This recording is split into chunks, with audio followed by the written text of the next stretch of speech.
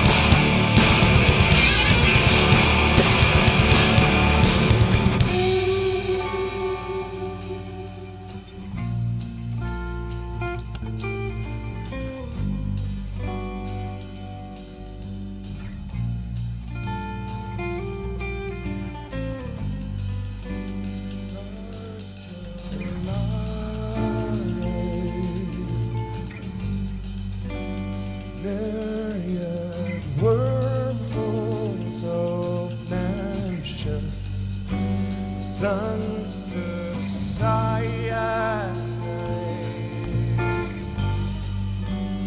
Thousand planets far apart.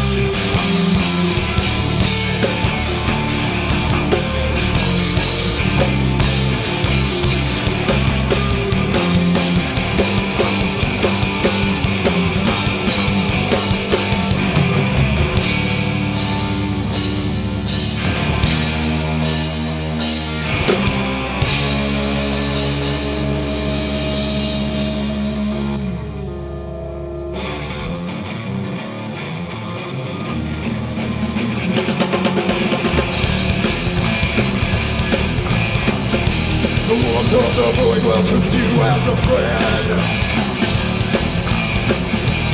Wrapping you softly in velveteen thread, like sawdust condensing. The one with a river of crystal.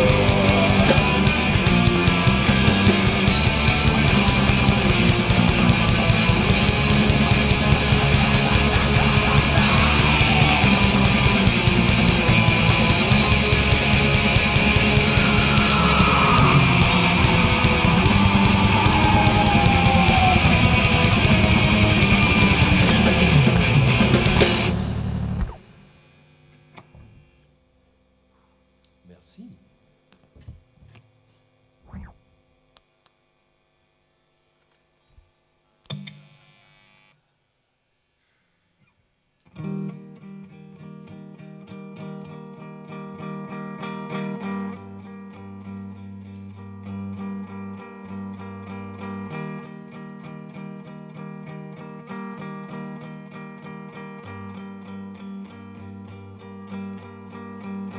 Return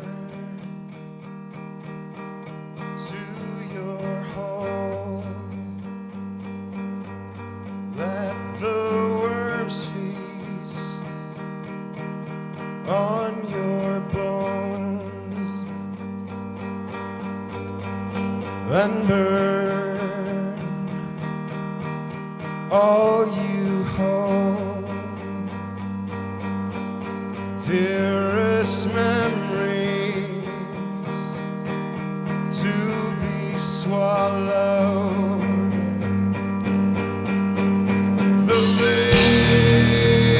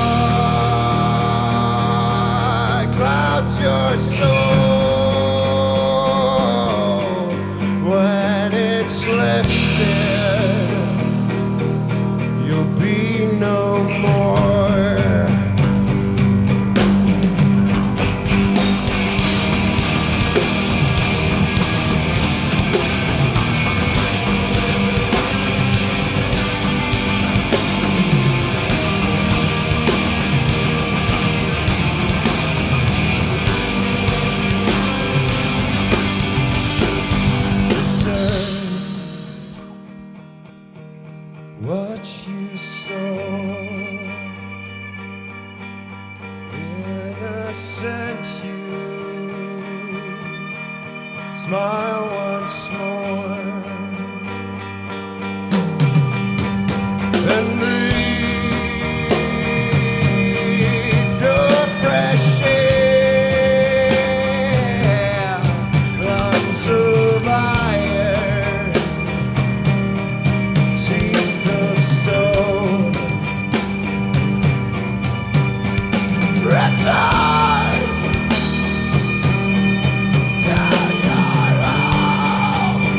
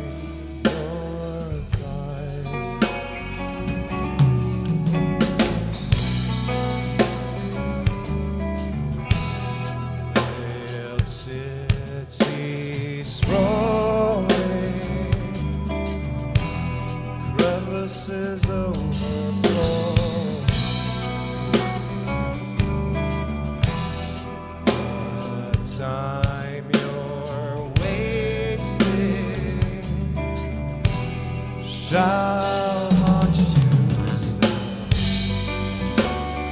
Those sunken eyes shall haunt you still.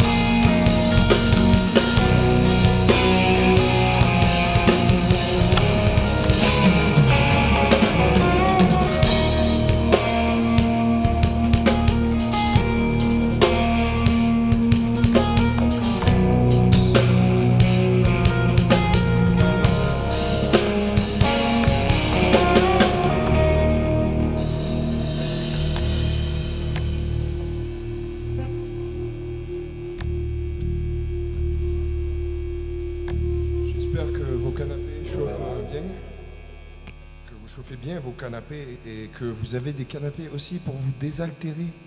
Parce que c'est bien les canapés, les petits canapés comme ça là, délicieux.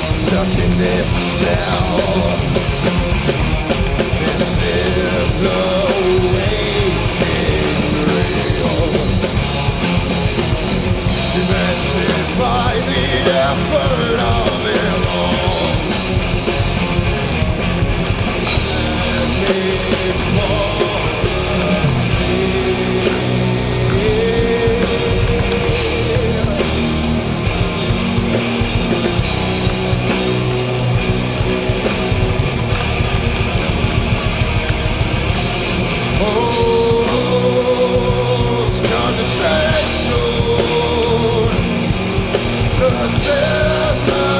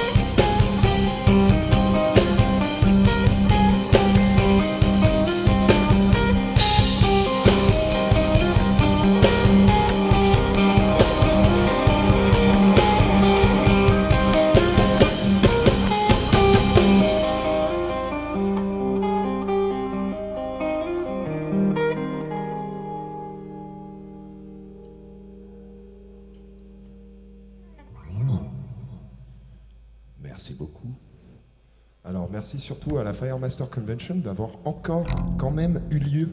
Parce que dans les temps qui courent, c'est pas rien. Merci encore. Nous sommes Homecoming, trouvez-nous quoi. Allez nous chercher, putain, c'est pas dur. Hein. C'était Théo à la guitare, Théo à la batterie, Basile à la basse. Je m'appelle Renaud. Renaud. Bonne soirée.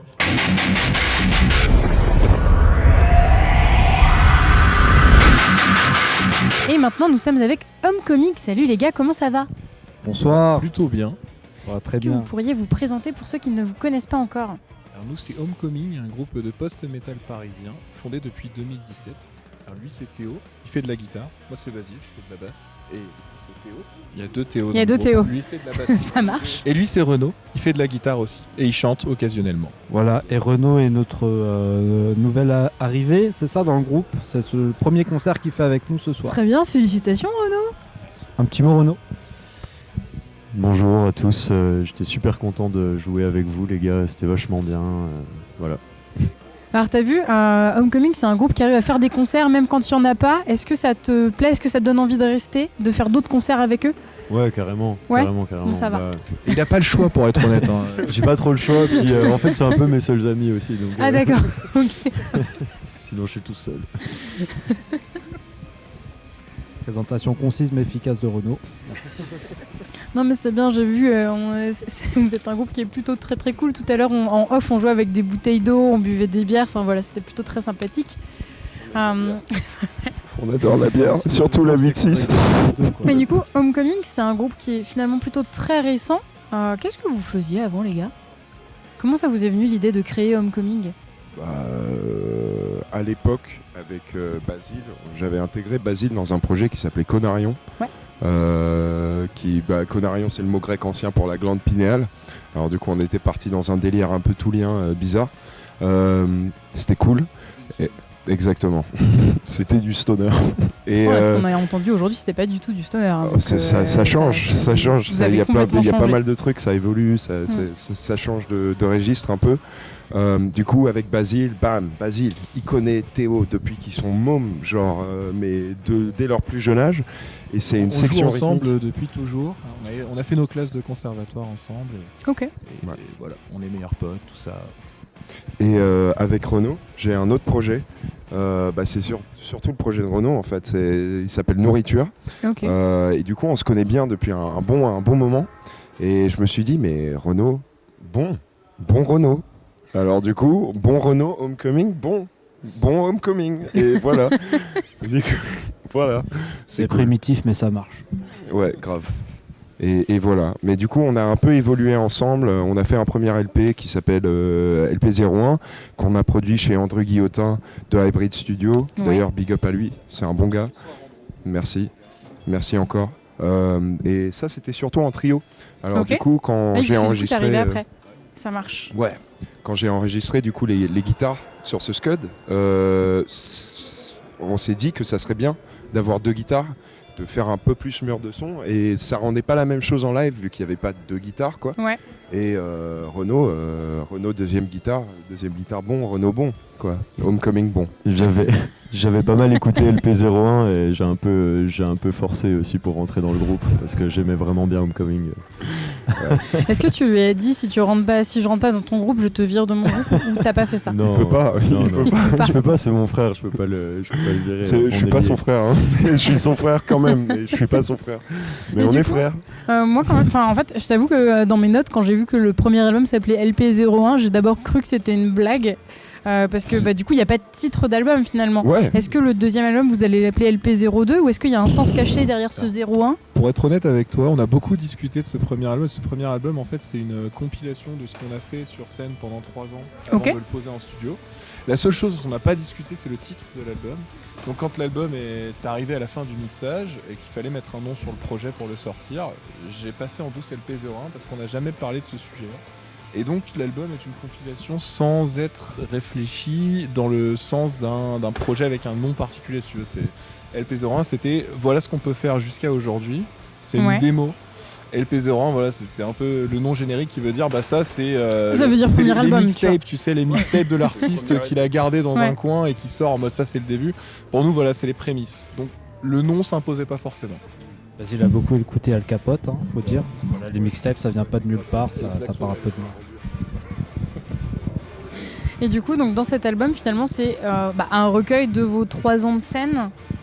Absolument. Et est-ce qu'il y a un titre qui se détache? Est-ce qu'il y a un titre qu'on peut retrouver en clip? Est-ce qu'il y a une progression dans les titres? Et du coup, genre par exemple, t'as certains groupes qui, quand ils ont sorti leur album, ils disent que maintenant ce qu'ils jouent, ça n'a rien à voir avec ce qu'ils avaient mis sur l'album. Est-ce qu'il y a un changement, une progression? Est-ce qu'il y a... Il y a un truc assez marrant avec LP01, c'est que l'LP en lui-même est composé de façon chronologique. Okay. Ça veut dire qu'au fur et à mesure qu'on a composé des morceaux, on les a rajoutés dans notre setlist, et après quand on les a enregistrés, c'était plus ou moins de façon chronologique en fait. Après maintenant, avec l'arrivée du 2e album et tout, qu'on est en train d'enregistrer actuellement chez Francis Cast, big up à lui, j'intègre du coup Renaud dans la formation, ça commence à changer un peu de forme, et du coup les trucs changent en fait, les sonorités changent. Maintenant il y a l'influence de Renaud, oui, voilà. L'écriture surtout, ce qui change beaucoup, voilà, c'est que on s'était rencontrés à 3, on avait passé pas mal de temps en studio de répète. Très vite, on s'est retrouvés confrontés à une demande de faire des concerts, de dépanner à droite à gauche, et puis tout est allé très vite sur une année. Et on s'est dit qu'on avait quand même bien bossé et que ça pourrait être intéressant d'officialiser un peu cette année de labeur, ce qui nous a pris une autre année d'enregistrement. Mais sinon, il y a des choses qui évoluent sur l'EP. Il y a 5 chansons. Quand tu écoutes les 3 premières, t'as vraiment les tout débuts. Et après, il y a Return et 5 qu'on a joué ce soir. Qui marque vraiment un côté un peu plus concret de Homecoming, où c'est pas comme les précédents morceaux, où il y a beaucoup de propositions, beaucoup d'idées qui sont un peu mélangées. Voilà, tout à l'heure il y a Break qui nous a interviewé, qui disait qu'il y avait beaucoup de mouvements, de choses comme ça, et Return et 5 on rentre un peu plus dans le concret. Et là sur l'album qui va bientôt sortir, qu'on va vous proposer, on ne sait pas quand encore, mais ça va arriver. Voilà, ça viendra. C'est des choses qui sont plus travaillées, plus abouties, avec Renaud à la guitare qui vient ajouter une 2e guitare qui n'est pas seulement juste un doublage. Et voilà, c'est vraiment de la plus-value, et c'est des choses qu'on a hâte de partager aussi avec vous. D'ailleurs, dans cet album dont on est encore en train de travailler, c'est un projet en cours, les 2 derniers titres de ce concert sont issus de l'album à venir. Okay. Red Rose et Gift of Eyes, qui représentent un peu plus un univers qu'on a développé à 4 aujourd'hui. Et du coup, il va s'appeler LP02 ou pas? On ne sait pas encore. La vérité, c'est qu'on ne sait pas encore. Déjà, on a nommé LP01 LP01 parce que c'était le premier LP, et du coup, d'une façon quasi comique en vrai. Mais pour répondre à la question que tu as posée tout à l'heure, pour est-ce qu'il y a un clip, machin, non, du tout. On a filmé récemment une captation live, et après on a bien sûr ce qu'on a fait ce soir, mais vis-à-vis de clips, tout ça, on n'a rien fait pour l'instant. Est-ce que c'est par choix, parce que vous cherchez une idée, un truc à raconter, ou est-ce que juste c'était pas le bon moment parce qu'en fait tout était fermé et juste c'était pas le bon moment? C'est pas vraiment ça, c'est qu'on s'est jamais vraiment posé la question de qu'est-ce qu'on met en clip, qu'est-ce qu'on met pas en clip. Peut-être que plus tard on mettrait quelque chose en clip. On a déjà eu des ébauches par exemple d'enregistrement en trio. On avait fait des rushs et tout, mais on les a jamais montés. Mais ça c'était avant le confinement déjà. Mais ça c'est surtout parce qu'on est des gros flemmards. Du coup voilà. Mais la vérité c'est que pour l'instant, la fin, comme a dit Basile et Théo aussi, c'est que la cristallisation en fait du projet s'est passée sur Return et 5. Okay. Et là, on est sur un truc un peu plus cristallisé, et il y a Renaud, et il y a nous, et bam, le second Scud en fait sera une idée un peu plus, on va dire, concrète, en tout cas, de la phase, un peu, on va dire, un peu exploratrice de cette nouvelle collaboration qu'on a là. D'accord, bah écoute, je me suis dit tiens, il te repasse le micro parce qu'il y a un truc qui s'est dit entre vous, mais non, pas cette fois-ci. Renaud, tu voulais dire quelque chose? Ouais, je voulais en profiter pour remercier déjà toute l'équipe technique qui bosse ici, tous les bénévoles, le festival, tout ça c'est ouf.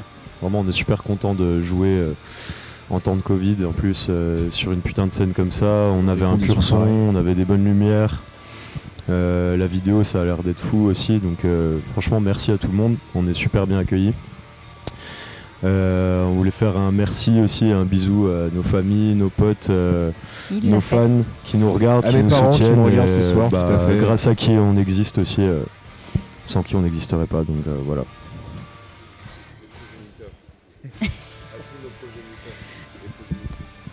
Et bah du coup, sans transition, c'est pas très facile d'enchaîner avec ça, t'aurais peut-être pu la garder pour la fin.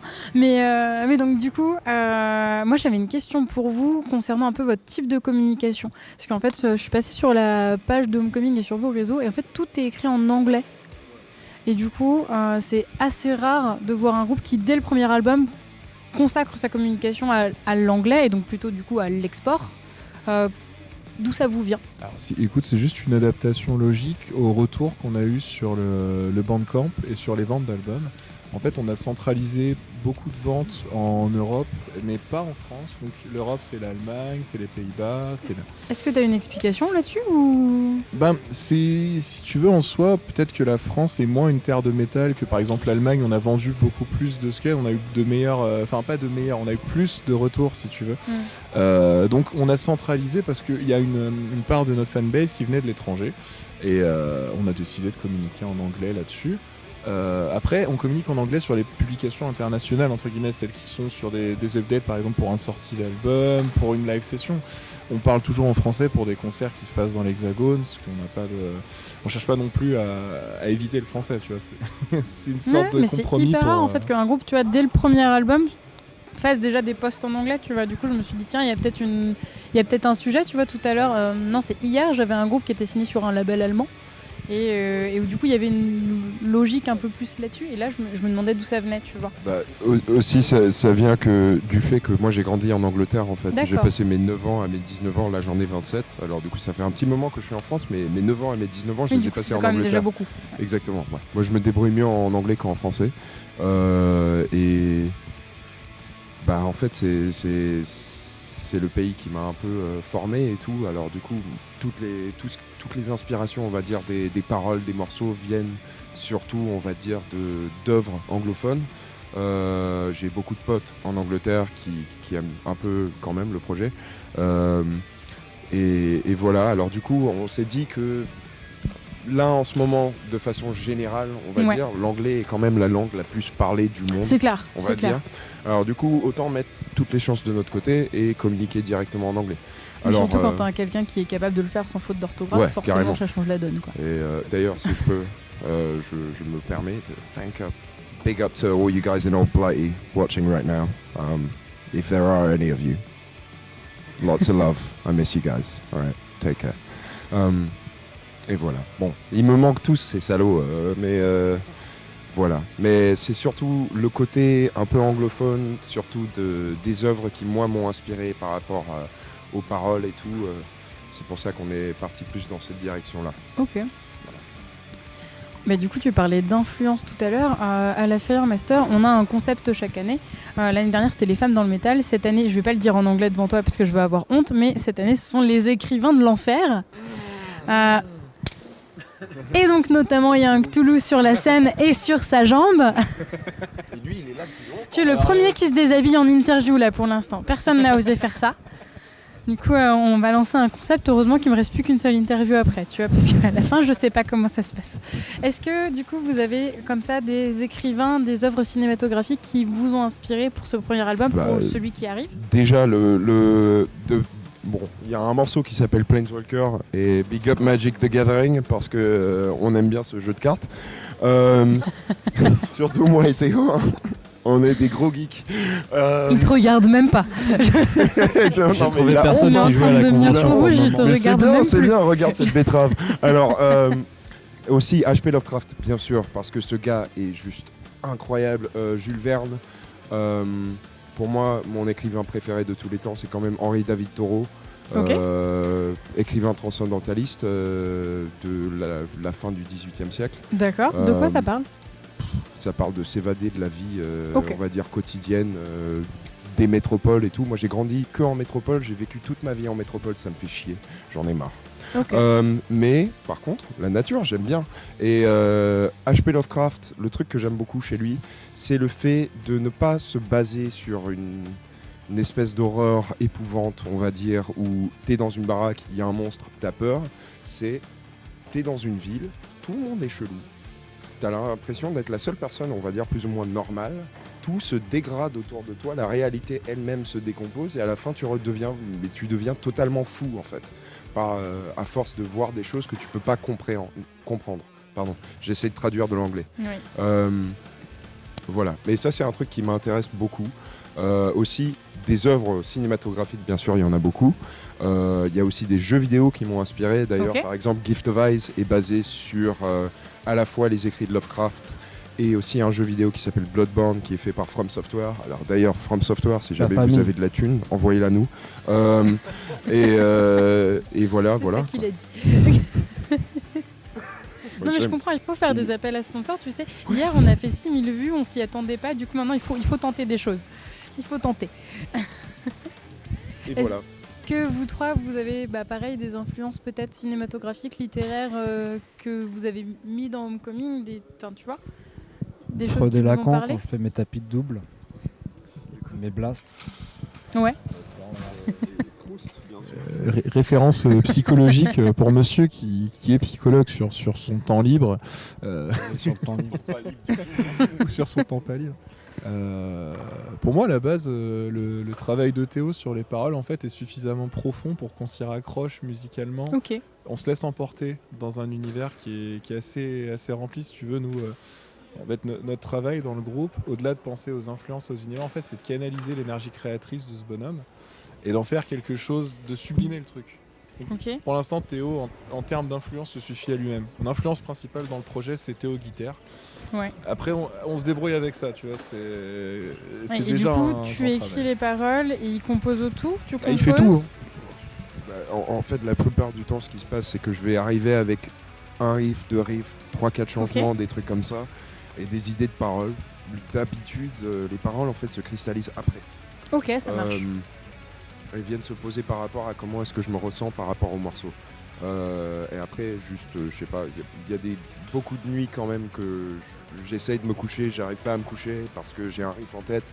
Et du Et coup, il tu faut que je composes. le compose, du coup je le compose et bam, je le emmène. Et eux, ils font un travail monstrueux de me canaliser et de décortiquer ce que j'ai fait et de le rendre concret et beau. Parce Et d'en que- faire un super set. Ouais, Du coup, c'est de ça. ouf quoi. Et Ça ça marche. c'est incroyable. Franchement, moi si je faisais que ce que j'ai dans la tête en fait tout le temps, ça serait du rock progressif années 60-70 quoi. Mais en traitant de Du coup, c'est sujets pas ce qu'on a extrêmement entendu. plus dark. On est passé derrière et qu'on a dit qu'on ferait pas ça, hein, et qu'on a Oui. rajouté un peu nos... Ils aiment pas le prog. Ils C'est ont- horrible. Tout le monde a des influences différentes aussi, Ouais. des influences différentes dans le groupe et donc voilà, ça apporte aussi une touche à chaque fois. De toute façon, dans un groupe en général, le bassiste compose sa ligne de basse, le Ouais. batteur compose sa batterie, enfin etc. Donc forcément, quand Théo va arriver avec des idées, tout le monde va mettre sa patte dans le truc et tout le monde va apporter un nouveau style au morceau. C'est comme ça que ça évolue aussi. Et c'est un groupe qui est vachement dans l'écoute, à ce que j'ai vu depuis que je suis arrivé. Donc quand il y a des propositions, on écoute, on regarde si ça marche ou si ça marche pas. Et on adore se prendre la tête. Ouais, on se prend pas mal la tête. Ça fuse, il y a des idées de partout. Il y a beaucoup de compromis aussi parce que faut faire des compromis parce qu'il faut penser aux gens qui écoutent aussi. On a Ouais. envie de mettre plein de choses, mais en fait, il faut un peu faire attention à ça. Donc voilà. Mais on n'écoute pas du tout tous la même musique. J'ai l'impression. Moi, j'ai pas du tout les mêmes influences musicales qu'eux. La plupart des groupes qu'ils écoutent, je les connais même pas. Et Moi pareil. Moi, j'écoute du prog. inversement quoi. Et du grunge aussi. Le truc qui nous rejoint aussi avec Renaud, c'est beaucoup d'influence grunge, on va dire. Ok. Fin années 80, début années 90, on va dire jusqu'à 96 à peu près. Les Melvins. Il y a un peu de Nine Inch Nails dans le tas, mais ça c'est plus de l'industriel. Pearl Jam, Nirvana bien sûr, parce que bon, incontournable ce groupe quand même. Et ça c'est l'univers que nous on Que partage vous deux surtout. vous partagez. Et aussi beaucoup de finalement, prog, et Frank Zappa surtout. parce que Zappa, c'est juste incroyable, quoi. Et mais les gars, ils m'ont fait découvrir The Ocean, ils m'ont fait découvrir Déluge. J'ai vu Déluge avec Basile au Brutal Assault il y a 2 ans, c'était incroyable. J'en ai pris une claque, mais monumentale. Et ouais, Renaud, il était là aussi, mais toi, t'étais pas devant Déluge, toi. T'étais pas devant Déluge, on t'avait perdu. Lui, il portait un maillot de bain rouge, il était fin sous, et il se baladait comme ça dans le camping, c'était incroyable. On l'a récupéré 3 jours plus tard, on savait pas qui il était. Hein. Du coup, on parlait des influences et de complètement autre chose. Et voilà, donc vous avez votre album, le 2e, qui est en train de s'enregistrer. Qu'est-ce qu'on peut vous souhaiter pour la suite, pour finir ? Le meilleur.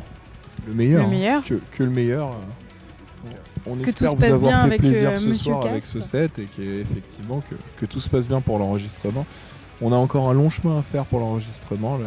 Monsieur Giotti vient de sortir de studio après une semaine à poser des batteries sur des métriques aussi complexes que ce qu'on a pu entendre ce soir. Et... J'hésite à continuer maintenant.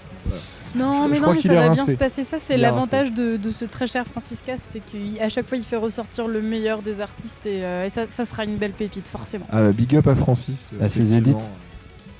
Il édite beaucoup la batterie, ça aide. Et du coup, on va vous souhaiter le meilleur et puis rendre dans l'antenne pour que le concert de Misanthrope puisse commencer.